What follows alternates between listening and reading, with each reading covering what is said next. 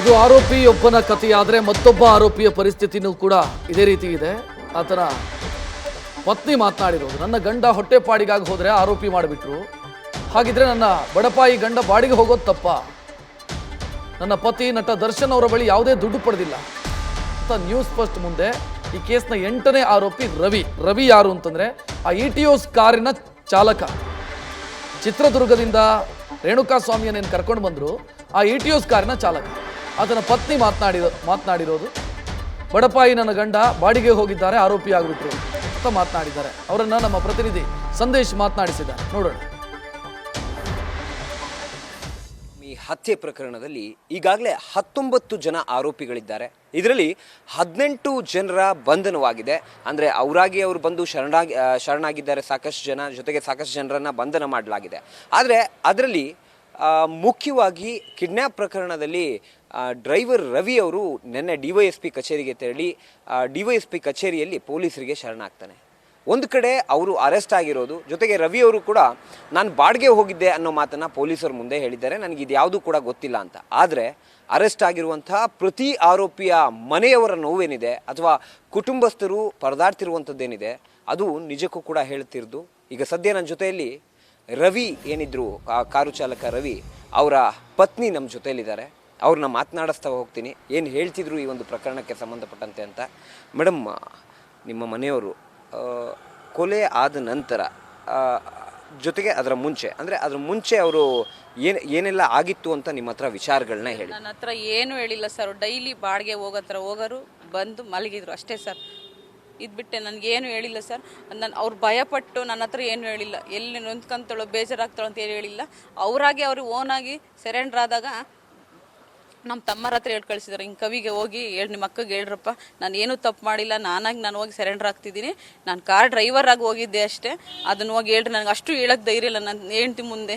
ನಾನು ಎಂಥ ತಪ್ಪು ಮಾಡಿದ್ನಲ್ಲ, ಡ್ರೈವರ್ ಕೆಲಸ ಮಾಡೋದೇ ತಪ್ಪು ಅನ್ನಿಸ್ಬಿಡ್ತು ನನಗೆ ಅಂತ ನಮ್ಮ ತಮ್ಮರ ಹತ್ರ ಹೇಳಿ ಕಳಿಸಿದ್ರು ಸರ್. ಆವಾಗ ನನ್ನ ತಮ್ಮರು ಹೇಳಿದಾಗ ನನಗೆ ಭಾಳ ಬೇಜಾರಾಯಿತು ಸರ್.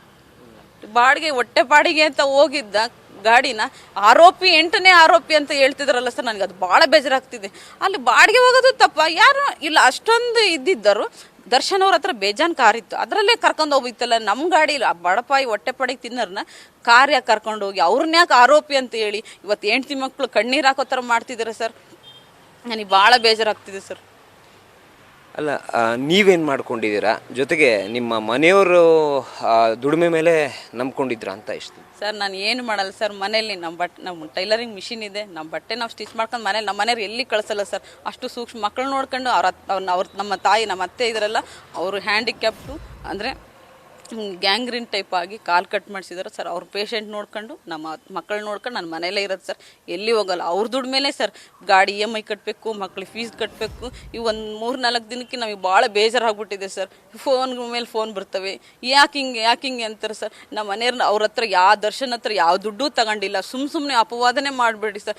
ಕಾರ್ ಚಾಲಕನಾಗಿ ಹೋದ 4,000 ದುಡ್ಡು ಕೊಟ್ಟರು, ಅಷ್ಟು ಇಸ್ಕೊಂಡು ನಮ್ಮ ಮನೆಯವ್ರ ಮನೆಗೆ ಬಂದ್ರೆ ಅಷ್ಟೇ ಸರ್. ಅದು ಬಿಟ್ಟರೆ ನಾವು ಯಾವ ದುಡ್ಡು ಇಸ್ಕೊಂಡಿಲ್ಲ. ಅದನ್ನು ಮಾತ್ರ ಯಾರು ಪಬ್ಲಿಷ್ ಮಾಡಬೇಡ್ರಪ್ಪ, ನಾವು ಯಾವ ದುಡ್ಡು ಇಸ್ಕೊಂಡಿಲ್ಲ. ಯಾಕಂದ್ರೆ ಕಾಲ್ ಲಿಸ್ಟ್ ಇದೆ, ಕಾಲ್ ರೆಕಾರ್ಡ್ ತೆಗ್ಬಿಡ್ರಿ, ಗೊತ್ತಾಗ್ಬಿಡುತ್ತಲ್ಲ.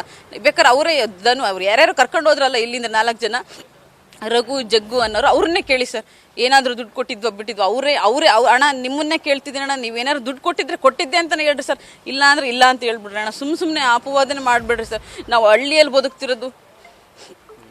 ಮೇಡಮ್, ಈಗ ಬೇರೆ ಆರೋಪಿಗಳು ಏನಾದರೂ ಗೊತ್ತಿತ್ತಾ ನಿಮಗೆ, ಪರಿಚಯ ಇದ್ರಾ ಸರ್? ನಮ್ಮ ಮನೆಯವ್ರಿಗೂ ಗೊತ್ತಿಲ್ಲ, ನನಗೂ ಗೊತ್ತಿಲ್ಲ. ಈ ಬಾಡಿಗೆ ಬಂದಿರೋದು ಸೂರ್ಯ ಅಣ್ಣ ಅನ್ನೋರಿಗೆ ಬಾಡಿಗೆ ಬಂದಿತ್ತು.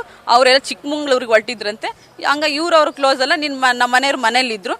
ಬೆಂಗಳೂರು ಬಾಡಿಗೆ ಇದೆ ಕಣ, ಹೋಗ್ತೀನೋ ಅಂದ್ರೆ ಸರಿ ಹೋಗ್ತೀನಿ, ನಾವು ಮಾಡೋದೇ ಕೆಲಸ, ಯಾವ ಬಾಡಿಗೆ ಬಂದರೂ ಹೋಗೋದು ಸಹಜ. ಹಾಗೆ ಹೋಗಿದ್ದಾರೆ ಸರ್. ಈ ಥರ ಅಪವಾದನೆ ಮಾಡಿದ್ದಾರೆ ಸರ್. ನಮ್ಮ ಮನೆಯವ್ರದ್ದು ಯಾವುದೇ ರೀತಿ ತಪ್ಪಿಲ್ಲ ಸರ್. ಮೇಡಮ್, ಅಂದರೆ ಈಗ ಕಡೆಯದಾಗಿ ಏನು ಹೇಳೋಕೆ ಇಷ್ಟಪಡ್ತೀರಾ ಈ ಪ್ರಕರಣಕ್ಕೆ ಸಂಬಂಧಪಟ್ಟ ಸರ್? ಯಾರು ಏನಾದರೂ ಮಾಡ್ಕೊಳ್ರಿ ಸರ್, ನಾವು ಕೋರ್ಟು ಕೇಸು ಕಚೇರಿ ಅಂತ ಅಲ್ಲಿಯೋ ಸ್ಥಿತಿಯಲ್ಲಿಲ್ಲ. ನಾವು ಅಷ್ಟು ಶ್ರೀಮಂತರಲ್ಲ ಸರ್, ನಮ್ಮ ಹತ್ರ ಅಷ್ಟು ದುಡ್ಡು ಇಲ್ಲ, ನಮಗೇನು ಬೇಡ. ನಮ್ಮ ಮನೆಯವರು ನಿರಪರಾಧಿ, ಅವ್ರೇನು ಕಾರ್ ಚಾಲಕನಾಗಿ ಕಾರ್ ಚಾಲಕನಾಗಿ ವಾಪಸ್ ಬಂದಿದ್ದಾನೆ. ಅದೇ ರೀತಿ ನಮ್ಮ ಮನೆಯವ್ರನ್ನ ನಿರಪರಾಧಿ ಅಂತ ಸಾಬೀತುಪಡಿಸಿ ನಿಮ್ಮ ಮನೆಗೆ ಕಳಿಸ್ಬೇಕು ಸರ್. ನಮ್ಗೆ ಯಾವುದೇ ರೀತಿ ಅಪರಾಧ ಮಾತ್ರ ಹೊರಿಸ್ಬೇಡಿ ಸರ್. ಇದನ್ನೇ ನಾನು ಎಲ್ಲರ ಹತ್ರನೂ ಕೇಳೋದು. ಇದಿಷ್ಟು ಈಗ ಆರೋಪಿ ರವಿ ಅಂತ ಏನು ಹೇಳಲಾಗ್ತಾ ಇದೆ ಅವರ ಪತ್ನಿಯ ಮನದಾಳದ ಮಾತು. ಅಂದರೆ ಎಲ್ಲೋ ಒಂದು ಕಡೆ ನನ್ನ ಪತಿ ಕೆಲಸದ ನಿಮಿತ್ತ ಅಥವಾ ಬಾಡಿಗೆಗೆ ಹೋಗಿದ್ರು, ಆದರೆ ಈ ರೀತಿ 8ನೇ ಆರೋಪಿ ಅಂತ ತೋರಿಸ್ತಾ ಇರೋದು ನಮಗೆ ತುಂಬ ನೋವು ತಂದಿದೆ ಅನ್ನೋ ಮಾತನ್ನು ಹೇಳ್ತಾ ಇದ್ದಾರೆ. ಕ್ಯಾಮ್ರಾಮನ್ ಲೋಕೇಶ್ ಜೊತೆ ಸಂದೇಶ್, ನ್ಯೂಸ್ ಫಾಸ್ಟ್, ಚಿತ್ರದುರ್ಗ.